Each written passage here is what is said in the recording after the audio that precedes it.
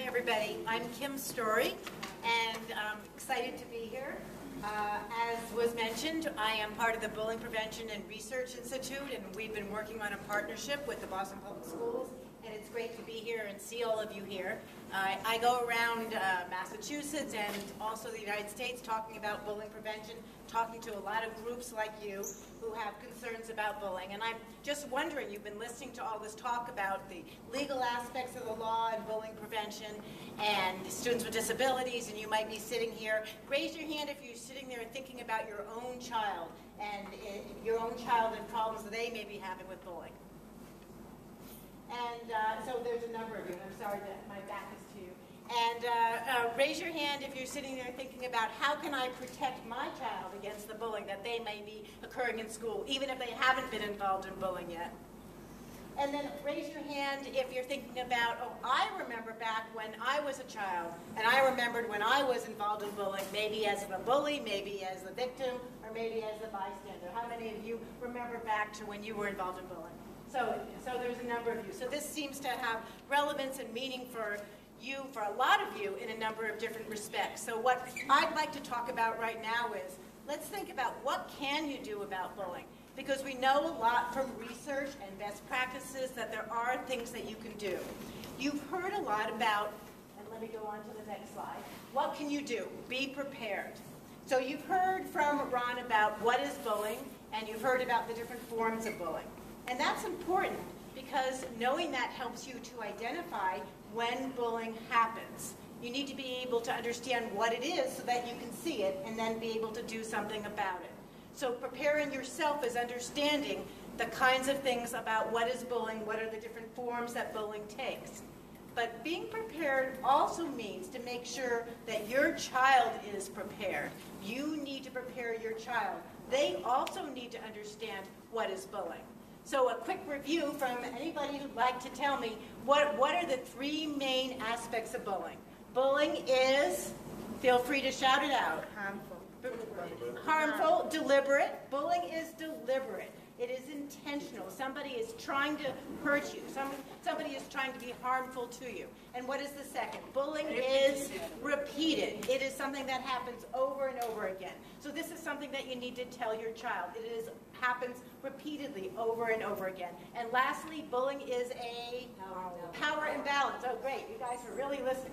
So bullying is a power imbalance. It means that somebody has power over your child and is using that power to hurt your child rather than the opposite of what Ron was talking about, to help them, to do an act of kindness. So make sure that your child knows what these three aspects of bullying are, and also that bullying can take many different forms. Your child might think that bullying is just physical, and not know that bullying also involves, what are the other types? It's physical, it is, anybody? Verbal, it is relational, and there is also the cyberbullying. And so it's important to ask your child to say, okay, are there different forms of bullying? What might they be? And get them to generate some examples of what verbal bullying might be, physical bullying might be, and all the other different forms. Get your child educated as well as get yourself educated about what is bullying. Warning signs. Can anybody tell me, are there certain warning signs you should be looking at when your child is bullied? Anybody want to suggest some warning signs? There's some crib notes out there, but what are some warning signs that you've noticed? Yes? That your kid refuses to go to school. They don't want to go to school. They want to stay home because they don't like it when they go to school and find out that they're being bullied. Any other warning signs that you know about, that you might need to know if a child is involved in bullying? Yes? A change in their behavior, exactly. And more likely a negative change in their behavior. Yes. Anybody else have a suggestion? The child may not want to participate in an activity, for example. A child may end up with no friends when they started out with a few friends. Physical. Maybe they come home and they have some scratches or bruises. So this is up to you as a parent to be aware that there are certain warning signs about bullying that you can identify and then start a conversation with your child or a conversation with your school if you suspect that there may be bullying. Legal responsibilities, we've talked about it. We've talked about, first of all, the parental responsibilities that you have to make sure that you can identify when bullying is occurring and get your child to help to understand what is bullying. We've talked about the legal responsibilities of what the law says about bullying, that bullying is against the law, and that there are certain legal responsibilities for making sure that students with disabilities are protected against bullying. And what you need to know is that when you go to your IEP meeting, that you also have a responsibility when you go there to make sure that you work with your team who has the responsibility to protect your child, and protect them by saying if your child has a disability that makes your child vulnerable to bullying, then you need to make sure that as part of your IEP plan, you build in a plan for developing the social, emotional skills that your child needs to both prevent and stop bullying. So what can you do? Listen and talk with your child. Don't wait until something happens. By then, it's going to be too late, and your child might not be willing to talk about it. Start right away. Consider this the beginning of your school year, and start a conversation. Your child may not be involved in bullying. They may not know much about what bullying is. Introduce the topic and start regular conversations so that if something does happen, your child will be more likely to come to you and talk to you about it. There won't be barriers up around it. And one way that we have found useful to do this, we call it a little activity, story swap. And in this activity, you sit down with your child and you start telling a story about your childhood when you might have been bullied, when you might have actually been the bully, or when you may have witnessed bullying. And just by starting out the story and showing that it's happened to you makes your child not feel so alone and realize, oh wow, other people also experience bullying. I'm not so alone. And they may share a story where they were involved in bullying, or they may be confused about what bullying is, and that opens up a way to start talking to your child. So it's not a one-time thing, but an ongoing conversation. Very important. What kinds of bullying prevention messages should you be giving your child when you start to talk to them and they start asking questions?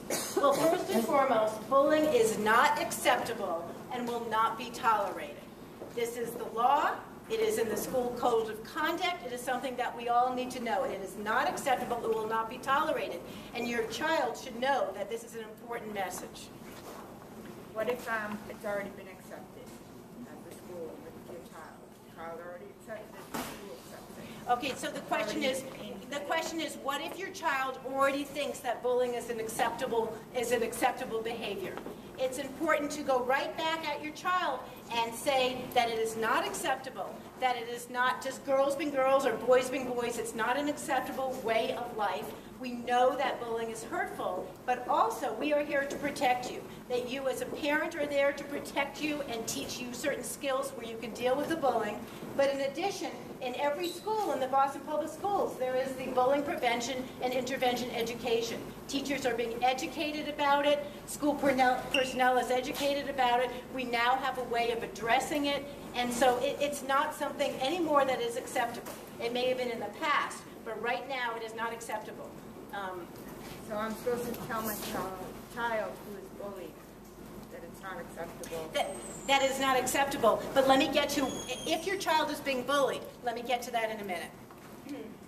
Let me go through a few messages and then I'll address your question. So, responding to bullying by fighting back usually doesn't work and may make matters worse. Fighting back works and might want to tell your child, hey, if you're bullied, just fight back. But we know from research that fighting back doesn't work. That fighting back just invites more violence and more aggressive, and there are better ways to respond and better ways to take care of it. Telling is not tattling. Some children are scared to tell.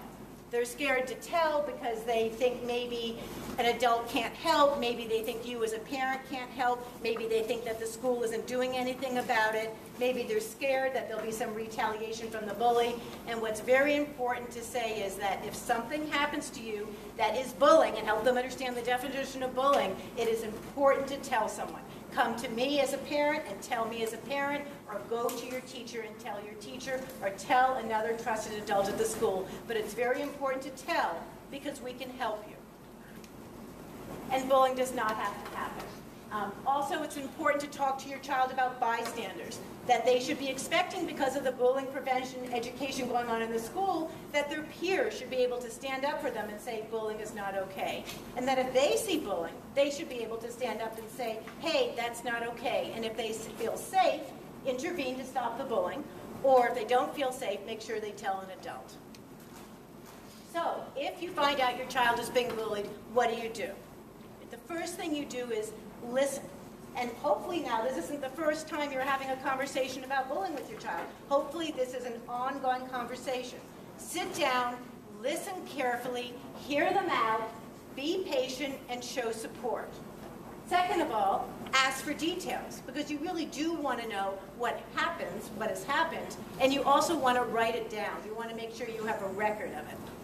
Third, explain that you can help. Make sure that your child knows that you can help and that you can go to the school and the school will also help. Work with your child to develop a response strategy, an appropriate way to deal with the bullying. And then lastly, follow up to make sure whatever advice you've given your child or whatever advice the school has given the child is working. What else should you do if your child is being bullied? Don't just sit there with your child and take it upon yourself. Go to your child's school. Talk to your child's teacher and talk to your child's principal and work out a response strategy. And if that doesn't work, call the bullying hotline. And you all have the number for that now. You also want to make sure that you know about your school's bullying prevention plan, what they're doing, what kind of education exists for the students as well as for the school personnel as well as for parents. And part of this education is talking to parents like we're doing here tonight. And lastly, be proactive in your child's IEP plan. Make sure that as part of the plan, you're building in the skills necessary for bullying prevention if you determine that your child is at risk.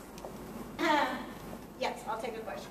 At what age should you have this bullying prevention? And if you're, because I have a daughter who's 5, she hasn't been bullied, but should I put that in there at this point or wait till she's in? Right, that's a very good question. The question was, at what age should we start talking about bullying prevention? Start talking about it as early as you can with your child. No child is too young. 5 years old is a perfect time to start. Even in preschool, adults can start working with children in preschool. There's tons of books. There's tons of books that when you sit at night. What's time to read? No, when you go to bed, you know. Yeah. Right, but So, well, she's on the autism spectrum, so does that mean she should automatically have that in from the get-go, from, preschool, or? in meaning you should start talking with your child about it, and the school people should start talking with your child about it. Whether it's part of the IEP plan depends on if you feel your child's disability makes her or him at risk for bullying. If a child is being bullied, what we teach people at school personnel, and what you should also as a parent know is, if bullying is happening and you see it or you hear about it, it's important to intervene immediately. And it's important to intervene even if you're not sure it's bullying. Because if you don't intervene, then your child isn't going to realize, or a student isn't going to realize that you take it seriously. That you've determined that this might be bullying, and you're going to intervene, and you're going to make sure the child is safe. So it's very important to intervene immediately and to assess the situation and to follow up appropriately. There are some essential skills social skills for bullying prevention that are being taught as part of the bullying prevention education in your school, as well as being embedded in your curriculum, as well as part of your your child's IEP plan. And first of all, it's empathy. It's very important to talk about and work with the empathy social skills that your child has, because a child who can put themselves in another person's shoes and understand what another person is feeling and thinking is less likely to get involved in bullying and is more likely to be a competent person. And this is true not just for your children, but for any children, whether they have disabilities or not have disabilities. Developing empathy is a very important skill. Assertiveness is a second important social skill. It's important to realize that there are different ways to respond to bullying. Some children respond by being submissive, and that makes them less powerful and even weaker and may encourage the bully to increase their bullying. Some children respond by being aggressive and violent, and as we talked about, that invites even more violence and doesn't work. What we want to try to do is teach our children to be assertive. to make sure that they feel the confidence to stand up against bullying. And that's a skill that you can work with your child at home or through the IEP plan. And lastly, solving problems constructively. There isn't only one way to solve a bullying problem, and that's important for your child to realize. There are many different ways. They can get help if they need help responding constructively as well. That's what we call problem solving. We have a program that Ron Slavy and I have developed called Eyes on Bullying, and this is available online on a website at www.eyesonbullying.org, and you can go there and find some activities for you to do with your child to help your child understand what is bullying and different ways to respond to it, and also to help your child become more assertive in bullying situations. So I encourage you, if you'd like some more information and support on this, to take a look at that. On the website, you'll find a toolkit that you can download called the Eyes on Bullying Toolkit. And you'll also find some teleseminars that you can listen to that give you some additional information and advice about bullying prevention in different settings. Lastly, here it is. As Ed said, this is the bullying hotline, 617-592-2378, and also our contact information. So I encourage you, if you have further questions, to please feel free to call either any one of us, or to email us, or to go to Eyes on Bullying for some more information. And I know that we're almost at 9 o'clock, but if some of you have questions for us or want to discuss anything, now would be the time to do it. If you have some personal issues about your child that you want to talk to us about, I encourage you to wait until after this is over and come up to us individually. But now we have at least 5 minutes to open this up for some questions and discussion that any one of us can try to answer. Yes? Could be vulnerable to bullying. But the other side of the coin on that is that there are some disabilities where I think that he was talking about a little bit where the child is likely to become a bully. Yes. Or could be bullied until they get big and strong and then they become a bully.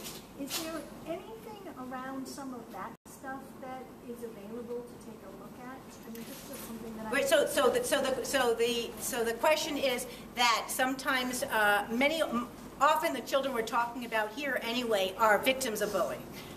But sometimes they also can become the bully. Right. And so the question is, how do we work with all children? Right, because sometimes some of the behavior disabilities also can lend yourself to not understanding the social cues and not, and having exactly. some issues of, obsessive compulsive behavior or whatever, where you're just, relentlessly bullying other disabled kids in your class, right. or whatever the case may be. And I want to be sensitive about that, but I want to read some stuff to just get a better sense of it so that I can work on it for my school. Right. Because it is an issue. Right. The brochures? Okay. So that's but there's nothing in so that's about that right. I mean, because that is a behavioral. Right. So that's a very good point. So the point is sometimes some of the behaviors or traits of students with disabilities may attract may cause them to become bullies. And how do you prevent that as well? And we are working on some guides that are about to be distributed to all parents in the Boston Public Schools that address that address bullying and students with disabilities, address the fact that they may be a victim or they may be a bullying in certain ways that you can address it. So shifts over time in classrooms. Yes, and that's really important too. We've talked here about the bully, the victim, and the bystander as if these are static people and static labels. And this is not true, especially when children are young. They are trying on different ways of behaving and different kinds of social situations, and they can switch at any moment from becoming a victim to a bully to a bystander. So it's important not to label your child, but to open this all up for discussion. And the bystanders are afraid that they will become victims, and that is probably often why they do not stand up for the other. I'm sorry, and students are afraid. But the ones who are bystanders, my son is sometimes a bystander, and he's afraid that he will then become the victim. Yeah, exactly. Yeah, so sometimes bystanders are afraid. So it's important that we start to create this culture in our schools where everybody knows that bullying is not acceptable, and where everybody knows that there is backup for this, that there is backup from school personnel and backup for parents that will make sure that children are safe, and if a bullying incident is identified, that there are people there ready to do something about it. To give the skills to all the kids. Yes, and important to give, exactly, and to continue, thank you, to come up, and important to give skills to all students. It is good for them to learn not to bully. Yes, You know? yes. So skills for all students, skills for people, for kids we identify as victims, skills for people we identify as bullies, skills for students with disabilities and without disabilities. We all need to learn together because we're all part of the school culture. Yes. So in my house, my son teases my daughter. Your son teases your And daughter? I say, no teasing allowed in this house. Uh-huh. Absolutely not. Uh-huh. Turn my back, there it goes again. You know what I mean? And then they're back and forth, and you like her better, you know, you know. Right, No, so- absolutely not, no teasing. Right. So sometimes bullying happens among siblings. Do other people have this experience? Do you have children in your family who tend to bully? But sometimes it's in good fun. Sometimes it's just teasing and it's in good fun, and sometimes it's not. Sometimes it turns over to what we call taunting, which is really bullying, whereas teasing might be lighthearted and it might not be intentional. So I guess it's up. That would be fun. Uh-huh. When it's not fun for one person. Right, right. But teaching your children begins at home. So the kind of behaviors that we want to advocate at home are the kind of behaviors that we also want to see in students at school. So it's good that you've recognized this as a parent. Start teaching your children at home the best ways that you want them to behave. So at home, you know, when I was raised, you would never bully. You would never pick on someone, you know, like the expression goes, don't pick on someone who's not your own size. Yeah, so don't pick on someone who's not your own size, or let's make sure that at home we encourage the positive behaviors that we want our children to engage in and not the negative behaviors. Thank you. That was a good point. Yes? How young a kid could be to start being I'm sorry. how young could be a kid? How young could be a key to bullying? To bully? I've heard from many people in preschool Because I have a 2 years old. Yes, That chased my 5 years old with a French fry with cashew, and my 5 years old have an autism diagnosis. And he chased him around the house with the French fry with cashew. Right, He knows so- he's afraid of it. Right, so as we discussed, children very young can start to engage in aggressive kinds of behaviors that could escalate into bullying. So it's important to have your eye out. If you have young children in preschool, make sure that you have your eye out for bullying that they may be involved in or that other kids may be doing to them. So I know it's 9 o'clock, and so in respect for your time, that I think that we're going to close unless anybody has a question, you can come up to us afterwards. I'm sorry. I was bullied severely as a child. This was not mine. It was Jamaica Plain High School before we determined to English high school. I was like born in this country, coming here from another country, not have the strength to speak the English as well. So what I have 3 of my own. What I tell my kids, I said, education begins at home. And I tell my children, I said, it's like a big community opportunity. So it's all about education. Right, so let me repeat that so everybody can hear. So this woman over here is explaining to us that she remembers when she was bullied as a child, and I'm sure that memory sticks with her, and she says education begins in the home. So let's make sure that we start educating our children and protecting them against bullying. Thank you very much for coming, and we'll take questions afterwards. Remember, Wednesday night,